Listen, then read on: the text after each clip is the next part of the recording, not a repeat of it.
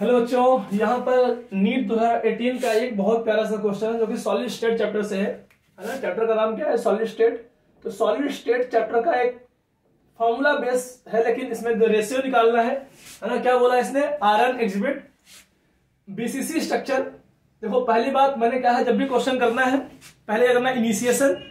BCC structure पता है, body centre cubic, ठीक है। इसके अलावा क्या बोल रहा है कि एट रूम टेम्परेचर बीसीसी है and above the 900 degree Celsius कितना है ये? एफसीसी ट्रांसफॉर्म कर रहा है ना, फेस सेंटर। तो बताना है रेशियो ऑफ देयर डेंसिटी, है ना। डेंसिटी बतानी है इनकी डेंसिटी का रेशियो निकालना है। सबसे पहली बात, डेंसिटी का फॉर्मूला क्या होता है वो पता होना चाहिए।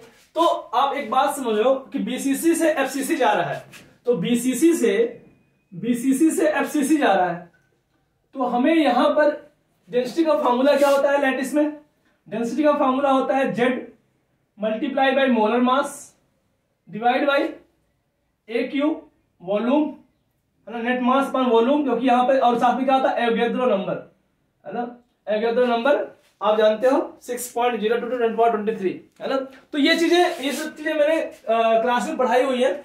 इस फॉर्मूले को बस यूज करना है, ठीक है। तो लेकिन आप एक बात बताओ, बीसीसी में अगर जो एज लेंथ थी, एज की साइज अगर ए रही होगी तो यहां कितनी हो गई होगी? ए डैश हो गई होगी। भाई अगर आपका लैटिस चेंज हुआ है तो एज की साइज जो है, जो क्यूब की साइज होती है, वो भी क्या हुआ होगा? चेंज हुआ होगा, ठीक है। तो यहां पे अगर एज की साइज, एज लेंथ, अगर आपका एज लेंथ इतना है, एज लेंथ जो है आपका यहां पर ए था, तो यहां कितना हो गया होगा? ए डैश हो गया होगा, ठीक है। अब बस इतनी सी बात है। और अगर यहां पे जेड क्या था? Number of atoms per unit lattice. Number of atoms per unit lattice कितना आता है? बीसीसी में आता है 2, एफसीसी में कितना आता है? 4, है ना। बीसीसी में 2 आता है, एफसीसी में कितना आता है? 4 आता है। एज लेंथ आपको 2 और 4 है, तो यहां पर आपको बस इसी का यूज करना है। अगर मुझे इसमें रिलेशन आ जाए, ठीक है, अगर मुझे इसमें रिलेशन आ जाए तो हमारा काम बन जाएगा।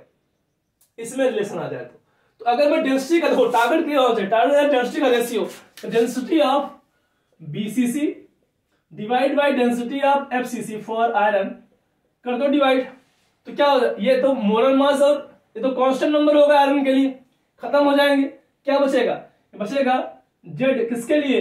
बीसीसी के लिए डिवाइड बाय ए क्यूब, और साथ में जब एफसीसी करोगे तो जेड कहां आएगा? नीचे। जेड किसका? एफसीसी का, और ए डैश क्यूब, ए प्राइम क्यूब या ए डैश क्यूब जो भी बोलो आप। तो आप देखो यहां पर तो बस आपका टारगेट क्लियर है। मुझे जेड बाई ये चाहिए, तो जेड ऑफ बीसीसी आपको पता है, जेड ऑफ एफसीसी आपको पता है। बचा क्या? सिर्फ एज लेंथ का रेस। अगर मुझे एज लेंथ मिल जाए, एज लेंथ का रिलेशन आ जाए, तो हमारा काम बन जाएगा, ठीक है। तो यहां पे करते क्या है? बीसीसी का मतलब बॉडी सेंटर क्यूब।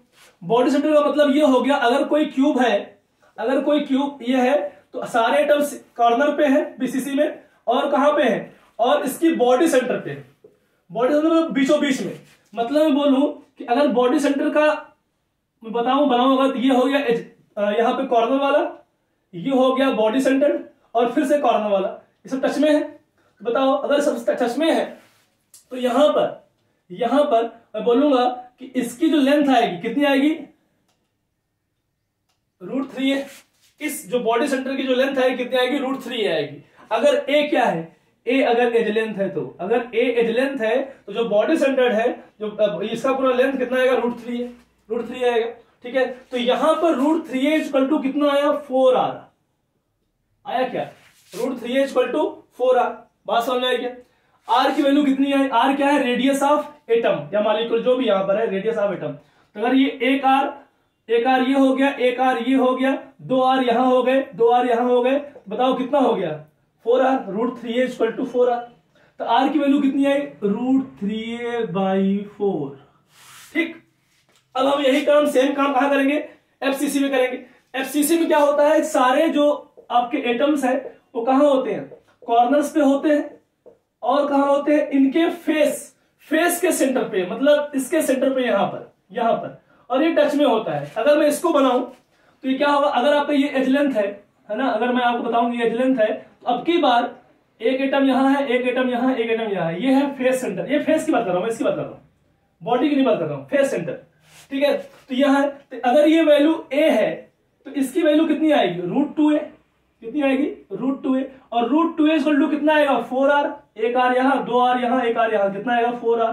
तो अब की बार जो r की वैल्यू कितनी आई √2a, sorry 2a dash, a dash है ना, सॉरी a डैश कितना आएगा √2a डैश डिवाइड बाई 4। क्या दोनों का रेडियस तो सेम ही होगा ना, रेडियस थोड़ी चेंज कर रहा है वो, तो radius of molecule, radius of iron वो क्या होगा, सेम ही होगा, दोनों बराबर हो गए। तो दोनों बराबर हो गए तो 4 से 4 क्या हो जाएगा, कैंसिल आउट। तो यहां से क्या आ जाएगा, यहां से आ जाएगा, हमें चाहिए a डैश बाई a, दोनों को मैंने बराबर कर दिया, √3a upon 4, √3a upon 4 is equal to √2a dash upon 4। और यहां सॉल्व करने के बाद तो a डैश बाई a की वैल्यू कितनी आई, देखो आप a डैश बाई a की वैल्यू कितनी आई, तो यहां सॉल्व करने के बाद a डैश बाई a की वैल्यू आई, a डैश बाई a की वैल्यू आई √3 बाई √2, √3 बाई √2। बस अब यहां पर रखना है, बताओ कितना हो जाएगा, ZBCC कितना है 2, तो 2 हो गया है ना, और ZFCC कितना है, वो कितना है, ZFCC कितना है 4, ये भी रख दिया यहां पर। अब बताओ a डैश बाई a का होल क्यूब, तो √3 बाई √2 का होल क्यूब। बस सॉल्व कर दो इसको सॉल्व कर दो, कितना हो जाएगा, इसको सॉल्व करोगे तो आपका आ जाएगा, यहां से 2/2 कट गया ये चीज, और यहां क्यूब करोगे कितना आएगा 2√2, बोलो कितना आएगा 2√2, और यहां कितना आएगा 3√3, ऊपर आ जाएगा 3√3, ठीक, नीचे कितना आ जाएगा, नीचे कितना आ जाएगा 2√2, इतना आएगा, 2 यहां पहले से था, कितना आ जाएगा 4√2, 4√2। तो कोई ऑप्शन आपका मैच कर रहा है क्या, देखो रेशियो कितना आ गया, रेशियो आपका आ गया 3√3 डिवाइड बाई 4√2, है ना। तो आपको सबसे पहले काम कि जो काम हो रहा है उसमें देखो रिक्वायरमेंट किस चीज की है, तो रिक्वायरमेंट हमको क्लियर हो गया कि अगर मेरे पास है ना z का रेशियो मिल जाए और a का रेशियो मिल जाए तो काम हो जाएगा। z आपको पहले से पता था, a का रेशियो आपने निकाल लिया, क्योंकि रेडियस थोड़ी चेंज है, रेडियस तो आ रहा नहीं है, ठीक है, आपको पता होना चाहिए। इसको अल्फा फॉर्म बोलते हैं, इसको क्या बोलते हैं, बीटा गामा फॉर्म बोलते हैं। तो आप समझो कि एक स्लाइन स्ट्रक्चर चेंज हो सकता है टेम्परेचर बढ़ाने से, प्रेशर चेंज करने से, ठीक है। यहाँ पहले से दिया हुआ है कि बीसीसी स्ट्रक्चर है और कहाँ जा रहा है, एफसीसी स्ट्रक्चर में। तो आपको इस तरह से क्वेश्चन करना है आपको बेटा, है ना। बहुत टफ क्वेश्चन नहीं है, हल्का सा लेंदी है, क्योंकि आपको ये पहले करना पड़ेगा। अगर आपको ये याद होता, आपको अगर याद होगा तो बड़ी आसानी से हो जाएगा, ठीक है। अगर आपको ये वाला जैसे मैंने पढ़ाया हुआ है क्लास के अंदर, क्लास में पढ़ाया हुआ है, अगर आपको ये याद होगा तो आपको बहुत आसानी से ये क्वेश्चन हो जाता। फटाक से क्या करते, आर बराबर कर लेते, रेशियो आता a डैश और a में, और यहां से जो है ये क्वेश्चन सॉल्व हो जाएगा, ठीक है, ठीक है। मिलते हैं नेक्स्ट क्वेश्चन में। आई होप आपको मजा आएगा, ना मजा आ रहा होगा, तो आप जो लाइक शेयर सब्सक्राइब करते रहिएगा, ठीक है। मिलते हैं फिर नेक्स्ट पार्ट।